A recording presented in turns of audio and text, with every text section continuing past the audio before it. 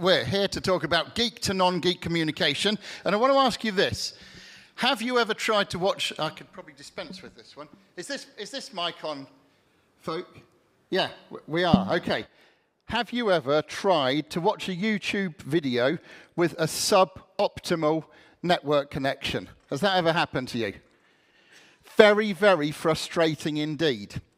And yet, how many presenters step out in front of a bunch of people? Doesn't matter whether it's 3 or 4 people for a demo or a room like this for a bigger presentation. How many people do that without establishing the right channel with their audience?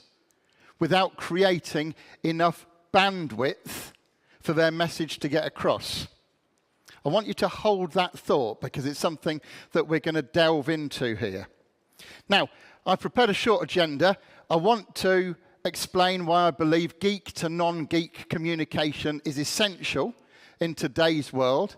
I also want to talk about how we as technical people can stand out to our non-geek, our non-technical colleagues. And then lastly, I want to give you a framework for success. How does that sound? Is that okay? Brilliant. Okay, in that case, I'll feel I can carry on. And here's the problem as I see it. Statistically, it cannot be argued that most of the presentations given around the world, and by the way, if we just focus on Microsoft PowerPoint, that's more than 30 million presentations every day. That's forgetting Prezi, Keynote, all the other stuff, more than 30 million. If you think about that many presentations, it's a lot. And statistically, it cannot be argued that most of them are anything other than about average. Not so good. Now you'll see on the far side, tending towards 0, very poor presentations, what I call BCP, right over here. BCP standing for buttock-clenchingly poor presentations. That's some bad presentations, and there's quite a few out there. So if you've ever seen somebody shuffle out of a room like this, like walking like that, you might have thought they were heading for the bathroom. The truth of the matter is they've witnessed a presentation that was that bad that it kind of made them wriggle in their seat. Up at the other end, right near Diego, we've got excellent presentations. Those are SOG, standing ovation, great. It doesn't matter what the person was saying, whether they were selling something, trying to persuade you to change your behavior, trying to introduce a new work process in your place of employment. Whatever it was, their presentation was that good, you just want to do it. Now, go ahead and give it a little press. Thank you, Diego. Sadly, in that bottom half of presentations, where they're not quite so good, there is a disproportionate representation of these people, Diego. Exactly, the geeks. Geeks are disproportionately represented in the poor presentation end of the market. So that's really why we want to try and sort out everybody's presentations here. So give me another press. Thank you, Diego. So communications really is the key to engaging with other people. Whether you want to get a job, maybe you want to sell your solution to somebody. Thank you, Diego. Maybe it's creating awareness of your particular open source project. Whatever it is, raising funding, or even selling or floating your company, you're going to need to talk to people who are probably less technical than you. And so there's a need to get your message across. Thank you, Diego. So how can we stand out to these less technical people? Now, you might think that, well, I'm technical, so I can just use my technical skills and prowess, because I really know my stuff. And that is the currency in technical conversations, isn't it? You hear, yeah, Tony really knows his stuff, Brian really knows his stuff, Jerris knows his stuff. They all know their stuff. And it is important to know your stuff. However, when you're talking to less technical people, knowing your stuff is not enough. It's your ability to communicate the relevant part of your information to the people at the right technical level that they can understand. And that right technical level might be very light indeed. It's really about finding out about the audience you're talking to and then communicating at the right level for them. Engagement is the key. Thank you, Diego. So, what makes a powerful presenter? Well, I would say that it's really the other side of a coin of being a communicator. Communications and presentations are really two halves of the same thing. They're two sides of the same coin. And when I started looking at presentation skills for technical people, I realized that actually when you see technical people make, shall we say, suboptimal presentations, when you see that happen, it's really a symptom of the problem, because the actual problem is the communication skills rather than the presentation skills. But they both go together. Thank you, Diego. So what makes a powerful presentation? Well, it's about getting things right. And when I say getting things right, it means making things relevant. So the relevant duration of a presentation. Are you going to address an audience that can only actually give you their attention from about 15 minutes? Or have you got a hardcore bunch of folk that want to get into the nitty-gritty for a couple of hours? What about the timing? Wouldn't it be terrible to give a presentation that becomes irrelevant because it's not connected in time to when you need to take the action? Imagine getting a presentation on a new work process, and then somebody afterwards says, actually, we're not introducing that for another 6 months. It would be irrelevant. And so you've got to find relevance in the modes of delivery as well, the way people like to receive information. You might like to give information in a certain way, but unless you walk in your customers' or your audience's shoes and think about the way they would like to receive, digest, and implement your information, then it won't be quite so good. Thank you, Diego. Okay, I want to give you a quote in 3 parts. Top man is Theodore Roosevelt. He said, "People don't care how much you know until they know how much you care." Zig Ziglar added to it. He said, "About them." So you've got to care about them. And then David Duffett added, "And the way you show people you care is by the relevance of what you share." Have you ever been on the receiving end of a presentation where the information in it just wasn't relevant to you? Has that ever happened? It's not very nice. Actually, I just realized that I do have some participation tools here. These participation tools that I tend to bring to presentations. Who had their hand up? Yes. Okay. Okay, good. Yeah, I like to encourage participation where possible, and I forgot to do that. Okay. You've got to be relevant to people. You've got to engage them at their own level. Thank you, Diego. So, here's the truth that I think applies to technical people. Have you ever heard other people in an organization say, the trouble with technical people is they're very introverted, they don't like to communicate, and blah, blah, blah, you know, and they kind of make excuses for them. I don't think that's true at all, because I think that technical people have just been pumping iron with the one arm. They haven't really been focusing on their communication skills because they were so busy focusing on the technical skills. And so what we want to do, Diego, exactly, is we want to even things up and help technical people to be better and more powerful communicators. Thank you. So here's the thing. Here's the truth about any technical person in this room or anywhere else. You can be a powerful presenter if you actually want to be. There's got to be a level of desire in the first place. Maybe you're the kind of person that just doesn't want to make presentations, and that's fine. That's fine. But if you are somebody that wants to, and you're prepared to learn new ways of doing things and take new actions, then it's totally possible that you can become a more convincing presenter. Thank you, Diego. And what you need, as well as that desire, is you need a way to do it. Because frankly, if there's a lot of desire, but there's no action, then it's a bit of a daydream. But if there's a lot of action without actually having a plan, then it's a bit of a nightmare. And so you really need a framework in which to operate. Thank you, Diego. Now, the good news is you don't have to be a mile in front to win the race. And so I'm going to share with you now some protocols. By the way, do you see the face on there? It was a primitive aim at clip art, that. It's a little bit of Tony there. You don't have to be a million miles or even a whole mile in front to win a race. You just have to be a bit better. And so for the last couple of minutes or last few minutes of this presentation, I'm going to share with you a framework for success. And if you only did a little bit in one of the elements I show you, you would already be head and shoulders in front of everybody else.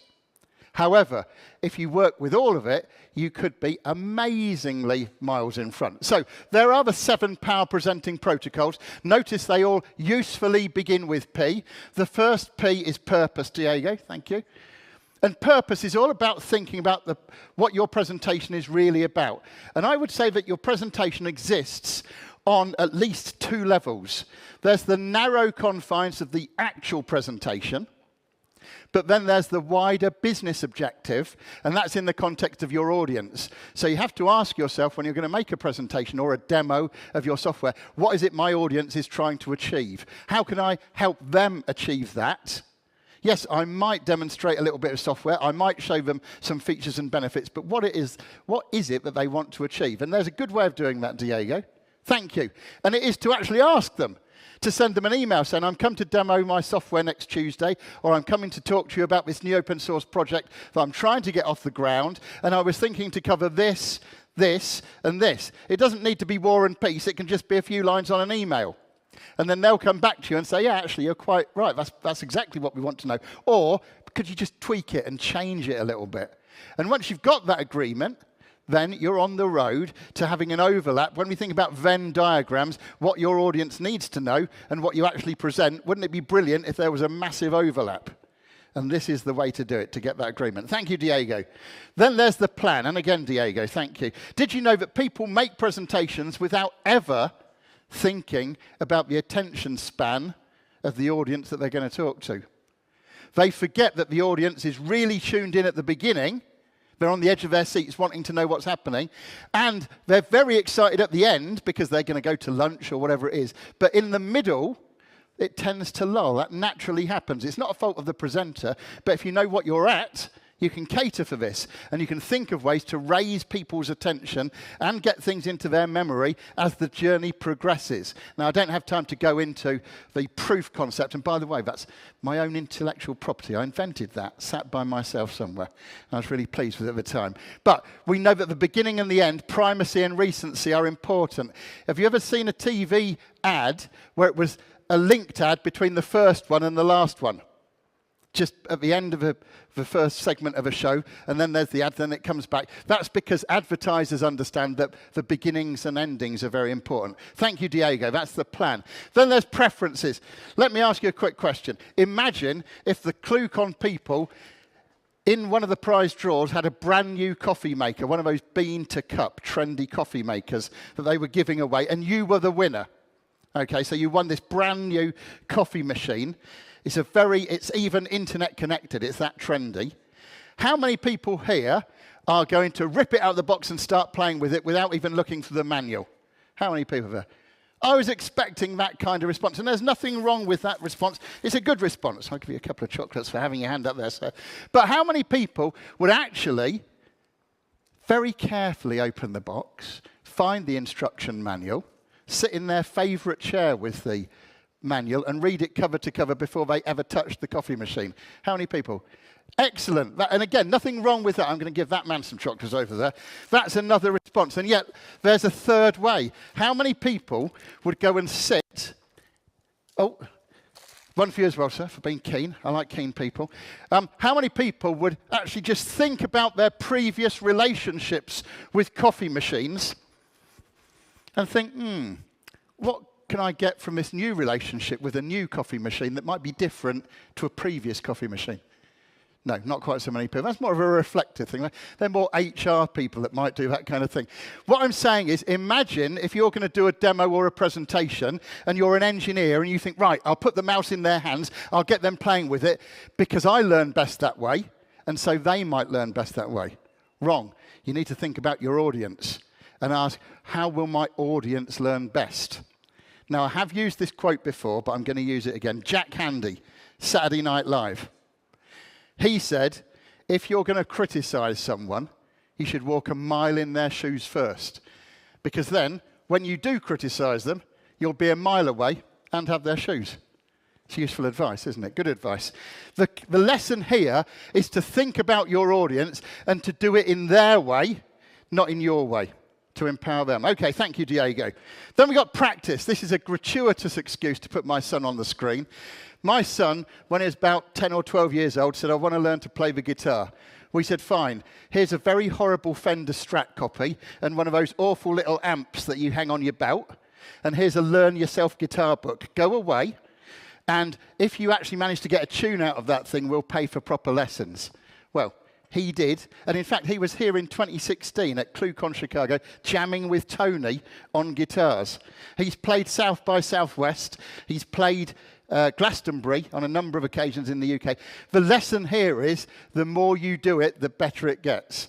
Can you see on the left-hand side, he looks a little bit sweaty and self-conscious at a local pub music night, and yet he carried on doing it. He broke through it. What I'm saying is, if you want to become better at presentations, giving demos, running meetings, just need to throw yourself into it. The more you do it, the better you get. And you end up in that position where you can kind of own the stage. Thank you, Diego. Okay, that is the lesson. The more you do it, the better you get. Now, then there's participation. Last bit of audience participation for the day. What ways can you think of to involve your audience in your demos or presentations? So, candy. That's it. Who said that? Yeah, you're quite right. That's a sort of a meta example, really, isn't it? Candy is one of the ways. What other ways can you think of? Yes, sir. That's 2 candy-related ones. Yeah, I'm not going to accept any more candy-related answers after this. How about asking questions, shows of, was that a show of hands? Or I was going to say asking questions. You took the words out of my mouth. Well done, that man. Yes, asking questions, shows of hands, gamification. Diego used Mentimeter, didn't he? Do you remember? He got you to scan that thing and then you contributed. I would say that's a little bit like Presentations 2.0. Do you remember the web, when it first came out, it was all wireframes and blue links and pictures and things. And then we moved to Web 2.0, which was more of a framework for interaction. It invited participation. It invited community. That's what good presentations do. Good presentations invite participation. They invite engagement. Thank you, Diego. You can go to the next one. And it's for this simple reason that involvement equals commitment. That's a writable, downable quote, that. Involvement equals commitment. The more you can involve people in your presentations, the more they will be committed to the outcome that's good for everybody. This is not a manipulative thing. This is all about just getting people on board. Thank you, Diego. And although I asked you, I also got a list up here as well. So if you're thinking about ways that you can involve people in your demos, your presentations, your meetings, then there is a selection of ways for you. Thank you, Diego. Okay, then there's performance. Then there's the actual getting out there on stage in front of people. Notice, by the way, that the first 5 protocols happen before you ever get out in front of people. And here's why. When you talk to the average technical person about making a presentation, they say, I don't want to. I'm scared of speaking in public. I don't want to get out there. Here's the truth of the matter. They're not scared of speaking in public. What they're scared of is being ill-prepared in front of a group of people. That's the biggest fear. Imagine if you were prepared because you had the purpose organized, you'd got a plan and the clarity that structure gives you. You'd prepared it with people's preferences in mind, you'd practiced your presentation, and you'd thought of means and modes of participation. Then you wouldn't end up with an audience like this. Attitudes are catching, and you really don't want people going off to sleep. But if you're properly prepared through those first 5 protocols, that won't happen to you. It'll be like this. This audience here, I don't know whether you can actually make it out. Those are software engineers in Dusseldorf. They're German software engineers, and yet they look happy. How about that? That was a presentation I did at the Lean Dus gathering. All apart from that guy, I never really worked out whether that guy had sort of told people that he was meant to be somewhere else or something, or he just didn't want to be in the photo. But this is the kind of thing you want. Attitudes are infectious. So if you can be enthusiastic, then you will transmit that to your audience. In fact, think about the word enthusiasm and think about the last letters, I-A-S-M. I am sold myself. If you can be sold yourself on whatever you're doing, that will transmit through to your audience. Thank you, Diego. Okay, the last thing we want is drive-bys, isn't it? And by the way, if you look carefully, it's not a gun, it's a PowerPoint clicker. Because if there's one thing I can't stand, it's drive-by presentations. And a drive-by presentation is where the person doing it doesn't consult with his audience or her audience ahead of time. They show up, they drive by, they dump their presentation, they rattle off, and you never hear from them again. It's no good for anybody. And so I'm trying to stamp that out. Once more, Diego. And if you've got that agreement that I talked about at the beginning, agreeing your purpose, then you can go back to it afterwards and say, did we achieve the scope of the presentation. That would be like a happy sheet or a post-class survey or a post-demo survey. But on a larger level, we can go back and say to the boss, yeah, did we achieve the less technical support calls or more sales or whatever it was we were, the business objective. So that's what we look to do. Thank you very much, Diego. Now, coming back to that question of having a good connection. If you think about the ISO, OSI 7-layer model, can anybody tell me what the lowest level is? You know, it begins with a, what does it begin? P. Physical. The physical connection we have is the air, isn't it? I'm speaking to you, airwaves are moving. That's the physical. Then we've got the data layer on top. That's us actually, that's our language, our speaking. But to have great bandwidth, what we really need is a thing called rapport. That's the channel, that's the communications channel through which I can communicate to you as an audience. And most importantly, I can read back the communications coming from you, whether you're enjoying it, whether you've got questions, whether you're skeptical. So, are we ready, Diego? This is 7 presses as I speak. If you consider the purpose of your presentation, that's right, the purpose, and you plan with your audience in mind, you consider their preferences, then you move on to practicing your presentation out loud in life, not shuffling through your presentation slides and thinking about it. Then you do your participation, the means and modes. Next, you move on to thinking about your performance and how you're going to deliver it. And lastly, consider post-event options. Then look right down the middle. It is rapport. It is the glue that holds this all together. And without even realizing it, you established rapport in the first place by talking to your audience before you ever met them to do a presentation.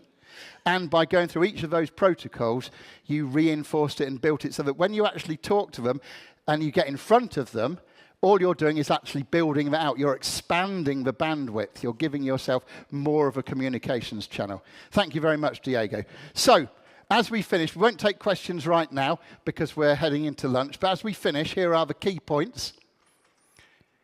Communications and presentation skills are the key. And I don't just mean for standing in on a stage like this. I mean for running meetings, doing demos to a handful of people. These are very important skills. They will set you apart because if you're a technical person that can do this as well, you're like a unicorn. You can watch your salary or your equity or whatever it is shoot in the right direction. Let's just say technical presentations have a lot of room for optimization. So that bit I was talking about not needing to be a mile ahead, just needing to do some extra work, that will really set you apart. Thank you, Diego. And so if you seize the opportunity and you go out and make presentations, run meetings, volunteer yourself for lunch and learns. By the way, talking of lunch and learns, there's a Camaillo lunch and learn at 1 o'clock in the Walton room there. If you do that, then you will achieve the level of success that all of the technical skills that you spent all of that time accumulating and developing really deserve. Thank you, Diego. And it would be remiss of me not to mention that you should just do more of it. Remember the example of my son. The more you do it, the better you get. Even if it feels uncomfortable to start with, just keep on keeping on. And lastly, I should mention that full training and coaching packages are available. Talk to me afterwards. And it includes the development of a personal presentation strategy. In other words, how to get the best out of your personality when dealing with other people in audience scenarios. Okay, with that, I'd just like to say this. It's been a pleasure talking to you about why geeks need to be better speakers to non-geeks.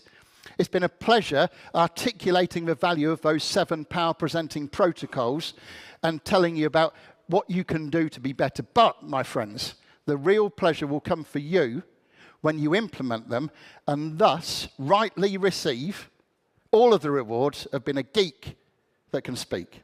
Thank you.